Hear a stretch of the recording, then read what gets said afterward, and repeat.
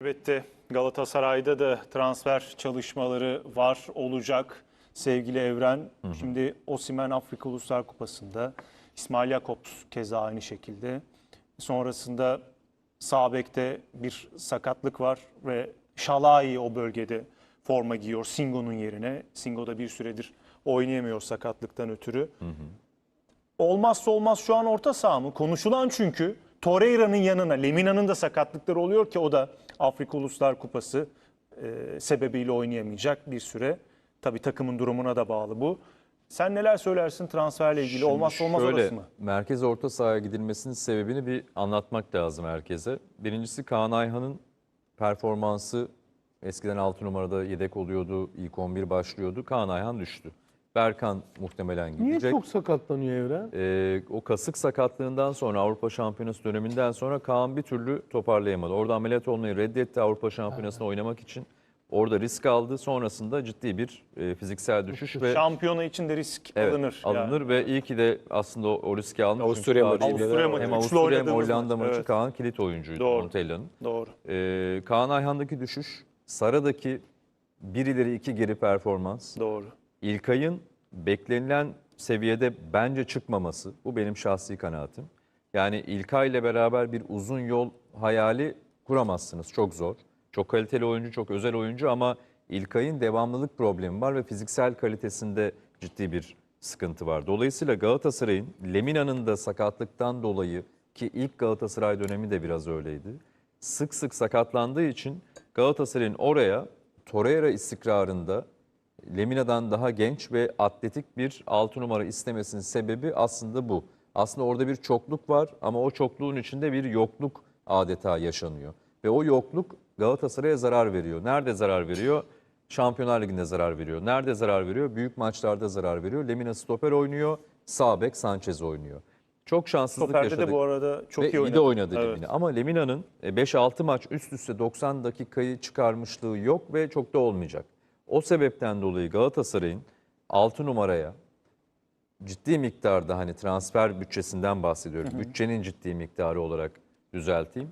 Transfer bütçesinin büyük oranda 6 numaraya ayıracağını bu sebepten söyleyelim. Stoper bölgesi, sol bek ve sol stoper olarak oynayabilen bir oyuncu bakılıyor ama Singo eğer stoper olarak hocanın kafasında düşünülürse Galatasaray oraya sürpriz bir sağ bek de çıkartabilir.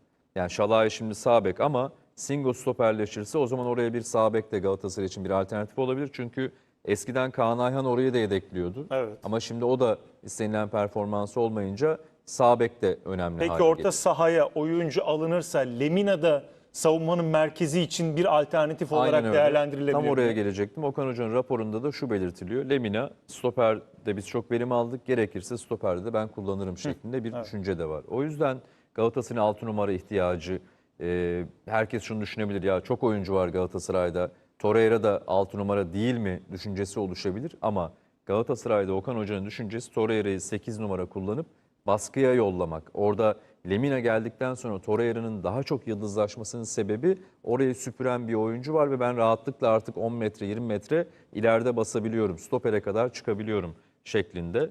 Kanat oyuncusu sol kenar oynayabilen Galatasaray'ın Barış'ın performansı biraz rahatlatmış mıdır Okan Hoca'yı? mutlaka, ama şu dezavantaj oluyor. Şalai normalde sol ön, sağ ön alternatifi ya da ilk 11'i gibi düşünülebilirken sağ bekte çakılı kaldığı için Singo'nun sakatlığından dolayı Galatasaray eğer bir sağ bek alırsa mesela sol ön için çok da acele etmez. Çünkü Şalai orada artık alternatif olabilir. Evet. Orada bir denklem var ve sol bek konusunda da şimdi Eren dönüyor.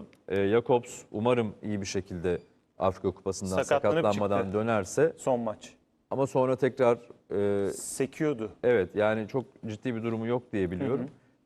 Galatasaray'ın 6 numara stoper olursa sağ bek, sol stoper bulunamazsa ve sol kenar oyuncusuyla devam edeceğini söyleyelim. Son olarak santrafora gelelim. Santraforda da şimdi Icardi'nin durumu tabii ki haftalardır konuşuyoruz. Doğru. Ama bence orada Galatasaray'ın Vedat Muriç tarzında, ben hep örneği veriyorum Barış abi, savunmada, yani savunma da yapabilen santrafordan bahsediyorum. Savunmayı yıpratan, rakip Evet. savunmayı. Çünkü Galatasaray'ın oyunu baskıya dayalı ve Galatasaray'ın hücum presi güçlü bir santrafor alması gerekiyor. Duran, statik bir Şu santrafor anda değil. mı ya Icardi'ye rağmen? Icardi'ye rağmen ben bunu düşünüyorum. Çünkü Nerede oynayacak mı? yani Şampiyonlar Ligi'nde devam ederse Galatasaray, Zira Türkiye Kupası, Lig ve Evren, Şampiyonlar ama o Ligi. süreci yönetmek kolay mı ya? Bak İşte mesela biraz önce Osimhen, Fenerbahçe'de Icardi'yi söylediğim Musaba yönetmekte tarzı zorlanıyor. transfer gibi. Hani Vedat Muriç tarzı dediğim Vedat Muriç olsun diye söylemiyorum. O tarz bir hücumda da savunma yapabilen bir santrafora Galatasaray'ın ihtiyacı olduğu fikrindeyim. Vedat'la tarzı arasında fark var. Vedat çünkü yedek oturmaz. Tabii Tarzı oturabilir hani. Mesela Tabii ki. Batshuayi vardı. O da yani oturmak yıpratıcı, istemedi. yani Hani şu devre arası sebepten geçen sezon çünkü ayrıldı. Bunu şu şekilde açıklayayım. Icardi ile oynadığınız zaman Barış abi Galatasaray'ın oyunu bambaşka bir oyuna dönüşüyor. Galatasaray'ın oyunundaki defolar ortaya çıkıyor ve Icardi ile oynadığınız zaman sizin baskı kaliteniz düşüyor. Icardi her Osimhen ne mesela kadar çok iyi pres gücü. tabii ki yani o yüzden söylüyorum bunu ve İlkay ve Icardi ile oynadığınız zaman hele aynı anda ve bu Şampiyonlar Ligi ise çok ciddi sıkıntılar yaşıyorsunuz. O yüzden ben Okan Hoca'nın ikinci yarı hem İlkay hem Icardi'nin ilk 11'de olduğu bir çok sayıda kadroya çıkacağını düşünmüyorum. Bu benim ama tahminim. ben Savunmada Galatasaray'ın ciddi sıkıntılar yaşanıyor. öğrendiğim kadarıyla bir 6-8'e 20 milyon euro üstü para ayırdığını öğrendim. Onun dışında da sağ beke, 6 ve 8 oynayabilen. Evet. sonra da sağ beke bir oyuncu bakıyorlar. Herkes tabii sol stoper diyor ama Galatasaray daha çok sağ bek ve 6-8'e bakıyor. Yani 6-8'e büyük para harcayacak. Genç oyunculardan da Sağ bek için de son yıllarda çok Saşa denedi Boy'dan yani. beri Sacha Sasha Boy'dan sonra Yelert Frankowski var. geldi gitti. Yelert. Oraya var. Monaco'dan Singo geldi. ya Sergio hoca Aurier. biraz şöyle, o zamanlar şimdi o aşkı bitti de hocanın kalbinde gizli sevdası üçlü oynamak. Yani bazen yine ona hani bir şey mesela doktor size atıyorum karpuzu yemeyeceksin der. Şimdi gidersiniz bir yere adam karpuz beyaz peynir yazın bizim oralarda meşhur işte fındık bahçelerinde. Ya gözün kayar abi al bir dilim ne olur falan der sana. Şimdi hocanın Ama da Frankowski hayali üçlü oynayabilen bir kanat oyuncuydu. Lens'ta Evet. tamam komple da öyle takım oynadı. üçlü O oynayabilen sebepten bir takım alındı. değildi. Cuesta orada dengeyi Tamam da bozdu. takım üçlü değildi. Mesela Cuesta'yı bir Rize maçında sosyal medya mahvetti. Ki bana göre hiç hak etmiyor yani öyle bir şey Cuesta. Üçlü oynayacaksanız müthiş bir üçlünün sağı. Şimdi hoca takımın üçlü oynayamayacağına medya baskısıyla, sosyal medya baskısıyla karar verince bu sefer elindeki üçlüye kurduğu, üçlüye hayal ettiği takımı da bu sefer elinden kendiliğinden çıkıyor yani olmuyor. Bugün Jelert de bana göre üçlüde çok iyi kenar beki oynar. Frankowski de kenar beki oynardı. Cuesta da gitmeseydi üçlüde çok iyi sağ stoper oynardı yani. Ama işte karpuz yasak yani. Oynayamıyorsun üçlü. Oynayamayınca üçlüye aldırdığın oyuncular da boşa çıkıyor olmuyor. Senado. Ya şöyle tabii enteresan, ben kendimce bir hesap yaptım. Şimdi normalde Galatasaray şu anda şampiyonlar, yani geçmişi belki çok konuşmamak gerekir ama geçmişten ders almak gerekir. Galatasaray 18. sırada. Aslında Galatasaray olması gereken yer, eğer yönetim doğru transfer hamlesi yapsaydı 2. sırada Galatasaray Şampiyonlar Ligi'nde. Doğru hamle derken mesela. Orta saha transferi. Şimdi diyor ki Barış Özen 20 İlkay artı bir oyuncu daha. Tabii yani hani ben hani bir Hakan kere daha Çalhanoğlu söylüyorum. mesela. Hakan gündemde diye Hakan dedim. Evet. Ben bunu bir kere daha hani adam çok istediği için kaptan milli takım Sezon kaptanı başına çok istediği dönüyorsun için şu an, yani evet. şimdi sen Hakan Arjantinli olsa aynı özelliği alamazsın. Yani çünkü ikna etmek de kolay olmayabilir. Şimdi Hakan olmaz, başka bir onun Arjantinli versiyonu olur ya da atıyorum başka bir Hakan Martinez. Mesela. o ne ama sadece şimdi 20 milyon euroyu şimdi değil de sezon başında ayırsaydı şu an Galatasaray'ın 2 galibiyet fazlası vardı.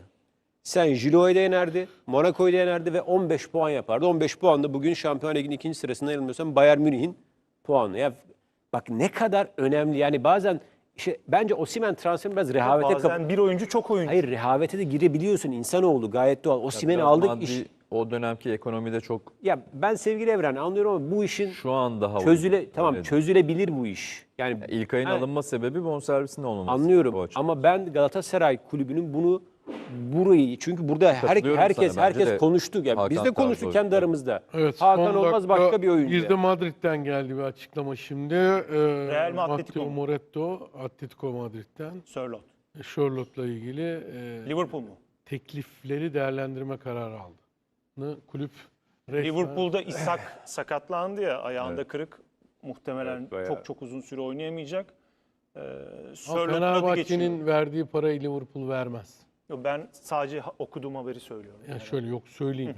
Yani Liverpool'la Fenerbahçe bir transfer yarışına girerse oyuncu benim CV'mde Liverpool'da yazsın diye gelecek çocuklarıma o CV'yi bırakacağım diyebilir. Bu başka bir şey. Ama 10-12 milyon maaşı Liverpool yani 3. santraforuna vermez. %100 vermez yani. Arada bence yarı yarıyanın da altında bir fark olur. Yarı yarının da altında vergiyi eklersek. Fenerbahçe'nin bir avantajı o. Yani Sörlot'tan mı devam edeyim, Galatasaray'dan mı devam edeyim? Yok, Mesele yok, şey değil yani, yok sıcak önemli haber tabii, geldi vereceksin diye tabii, verdim. çok Evet. doğru. Mesela Ruben Fener- Neves ismi geçiyor. Evet, Mesela Neves Ruben ismi Neves geçiyor. tarzı bir oyuncu Galatasaray alırsa senin dediğin noktada aslında yazın alınabilecek oyuncu tipi biraz komple orta saha. Çok faydalı olur bence. Güzel oyuncu. Sen Evet. vardın programda, yazın program yapıyordun. Gökhan Aptik dedi ki sen de herkese al diyorsun Senat, dedi bana. Gökhan savunma seviyordu. Evet Evet, ya, bak- Catenaccio Gökhan diye artık. Gökhan dedi ki ben dedim ki ben olsam onu alırım, bunu alırım, şunu alırım. Çünkü bana hayat tecrübem şunu gösterdi. Almadığın herhangi bir ürünü yarın alman daha zor hale geliyor. Hatta dünyada şu an temel sıkıntı bu. Oyuncu da öyle. Aldığın kar. Evet yani işte para pul, bunun finansman modelleri de yapılabilir. Ya Galatasaray gibi büyük bir kulüp bunu da çözebilir yani ve birçok kulüp de bunu çözüyor. Benim burada işte anlayamadığım temel konu, bugün senin almadığın Hakan tipinde bir oyuncu alsaydın, ikinci sıradaydın. Çok net Saint-Gilloise maçını almıştın. Monaco'yu belki kaybetmezdin. Bence Monaco'yu da almıştın ilk yarıdaki oyunu. İlk yarı Hatırlarsan. çok iyiydi. İlk yarı Ya çok Sen anlattın Frankfurt zaten. maçı Orada- bile öyle olmazdı belki. Dolayısıyla 18. nere, ikincilik nere? Bak Evet. bir oyuncudan bahsediyoruz ve biz Ama bunları Serhat'cığım hepimiz burada gördük, söyledik o yüzden. Fenerbahçe için bunu söyleyebiliriz ama Galatasaray Yok, ben Galatasaray için söylüyorum Şöyle, bunu. şöyle. Şunu demek istedim. Galatasaray için Galatasaray yönetimine haksızlık yapmayalım. Yani özellikle Dursun Başkan'a, hani o şöyle değil yani. O almış yani. 5 şampiyonluğun, bak 5 şampiyonluğun da kadrosunu o kurmuş. Tamam. Yani almış yani. Gelmiş o takımlarda kimler oynarken kimleri oynatmış. Tamam. Yani kulüp biraz Feguli, Belhanda o dönemde işte, gol tabii sayı o almış. başkan vardı, Tabii değil tabii mi? tabii Evet. o almış. 2017 Bakma 18 sonra sezonu, vefasızlık 2017 yapılmış ona. yazı. Bakma yani adama vefasızlık yapmış kulüp. Sevgili Biraz Barış Ulusen, resmen- çok Ama doğru bir şey. Fenerbahçe senin dediğin gibi. He. Ama Galatasaray 75 milyon Tamam. bir oyuncuya bonservis Kesin. vermiş. Ama bak şimdi 70 milyon da Ama ikisine Senat vermiş. alabilecekken hayır, alamamasından benim bahsediyor. anlatmaya çalıştım aynen öyle. Ve sen Süper Lig'de Hakan Çalhanoğlu'nu almadıysan aramazsın. Aramıyorsun. Çünkü oyuncu Süper Lig'de senin rakip kaline geldiği zaman ilkinde atamıyor, ikincide atamıyor, üçüncüde atıyor. Ama diğer takım çat diye cezayı kesiyor. Sen artık kendini Şampiyonlar Ligi kategorisine çıkardın. Burada en ufak bir hata, Monaco maçında yedek kaleci oyuna girerken Günay. nasıl geldiği provoke etti, hoca bir şey yaptı. Bak ufacık bir Maç detayda. sonrası da bilerek yaptı. Arkadaşlar ben bunu daha önce bir kere Kaleci mi dedi? Hayır, Pocognoli. üniversite sınavına biz girdiğimizde bunu birkaç kez örnek verdim. 100 sorun vardı. 90 180 sorun vardı. 90 180 evet, soru vardı. 90-90. Bir net tüm kariyerini değiştirirdi. 90 sorudan 88 net yaparsan Ben ayrı bir... Mimar Sinan'ı bir soruyla Ha. kaçırdım. 0-10'da 2'ye tekabül ediyor. İşte Matematik bak, sorusuydu. çünkü Güzel üst- sanatlar kaçtı. Sinemacı olacak. sanat büyük bir Bak isim 0-10'da kaybetti. Türk sineması büyük şeyler Ha, kaybetti. çünkü o bir net için ya da o bir salise için, mesela 100 metre Evet, yarışı oldu, 200 yaşadım metre tabii yarışıyor. yani. Aynen. O bir salise belki ondan daha az bir zaman birimi için bile yemeği, uykusu, antrenmanı, çalışması, metotları, diyeti vesaire. Burada Şampiyonlar Ligi'ndeki temel konu detayın da detayıdır. Galatasaray bunu sezon başında çok iyi yapamadı. Osimhen Maestro'yu alsın. sen söyledin sonunda. sonunda Evet. söyledin. Sonunda söyledin yani. Ona Tamam, benzer. sonunda o da söyledim. hikayet Maestro- transferi. Tam NDI örneğini verecek. Bak ne diyor, bak Eğer- ne diyor. Evet Eğer ki maestro evet. Evet. Ruben Neves alınırsa Evet. Ruben Neves diyor. Evet dur. yanına, bak Ruben Neves'in yanına Evet. bir de Maestro'yu alır. Alırım. Ama Fener'e gelince Szymański'yi gönder Maestro'ya. Bir Galatasaray'da de yanlış mevki söylüyor Hayır. bilerek. Yanlış Hayır, mevki Szymański'yi değil. gönderiyor. Szymański Hücum gidecek oyuncusu diye söylüyor. Maestro'ya. Galatasaray'da gidecek oyuncular var. Vermezler Fener'e. Galatasaray'da gidecek oyuncuların yerine Maestro'yu alırım. Beşiktaş alırım. Trabzonspor alırım. Ocak'ta alırım ama. Ama Ruben Neves'i almadan etmem. Bu vasatlık değil asla. Hayır, ama Fener'e anlatırken şöyle demek istiyorsun. Ya bu Charlotte'lara, Marlotte'lara gitmeyin. Musamba ve Hayır, altı şey yani kesinlikle öyle bir oralarda şey durun demiyorum. Maestro. Hayır, Sörloth. En kötü Vedat. Bak Daha Sörloth. ileri gitmeyin lütfen. Sörloth gözüm kapalı alırım alabiliyorsam. Maestro'yu da yanına iyi alırım. sezon geçiriyor Evet, Maestro'yu yanına ihmal etmem. İhmal edince ne oluyor biliyor musun? Bir golle, bir puanla şampiyonluk kaçıyor. O yüzden açık bırakmamak için, Musaba'yı niye övüyorum? Bu sebepten. Açık bırakmamak için. Szymański gidecek diye söylüyorum. Galatasaray'a da mesela yabancı oyuncu eğer gidecekse, mesela yabancı... Kimler gidebilir? Yani yerli daha çok Berkan Galatasaray'da yolların ayrılmasını beklediğimiz isim. Yani çok büyük ayrılıklar beklemiyorum Galatasaray'da. Ama gelecek olan oyuncular da 3-4 oyuncuyla Galatasaray'ın kadrosunu kesinlikle Ahmet güçlendirmesi Kutucu gerekiyor. kupada bir kendisini gösterdi ama onun da adı geçiyor. Ayrılacak yani isimler. Ahmet- Konya ayrılabilir. Spor ikisine de tabi. Aynen öyle. Berkan'la Ahmet'in yani yerlerin daha çok gitmesi kuvvetle muhtemel ama yabancı konusunda Galatasaray'ın 23 yaş altına da yöneleceğini unutmayalım. Orada da Süper Lig'den de isimler var. Galatasaray Maestro. e, Mesela yani o da Maestro olabilir. Göztepe'den Deniz. olabilir. Galatasaray için Anthony Deniz. evet bu tarz Nasıl transferlerin Senat? de Ben olması olmasam, gerektiğini bak düşünüyorum. ben olmasam aldıydınız Maestro'yu burada. Kesinlikle Yani katılmıyorum. orada çok Özeti o Özkan, yani. Galatasaray'ın ben Evren'le konuştuğumuz konuda biraz daha fazla şöyle tekrar söylüyorum, Dursun Bey'e yönetimine haksızlık etmeyelim, aldılar ama o kulübedeki sıkıntıyı giderme adına biraz daha yerli oyuncuya girip orada, çünkü gerçekten Galatasaray'ın sıkıntısı var yani oyuncu Tabii.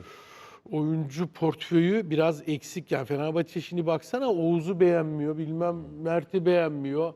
İşte Levent'i oynatmıyor. Oynayınca milli takımlık oynuyor. Ama şimdi Galatasaray'da Ahmet Kutucu iyi oynadı diye camia kıpır kıpır oldu. Oh be, bir kişi daha arttı. Bir genç Arda var. Bayılıyorum ona maşallah. Allah nazardan saklasın. Böyle hoca ona çok sahip çıkıyor. İyi de oynuyor. Bence milli takım yeni bir stoper kazandı. Kazımcan eklendi şimdi İşte rotasyona. Kazım, işte bunlar yani teşekkürler. Galatasaray'a Süremizin de katkı sağladılar. O sonuna yüzden- geldik. Ağzınıza sağlık. Sevgili Barış Yurduseven, Senadok, Evren Göz. Teşekkür ediyorum. Biz de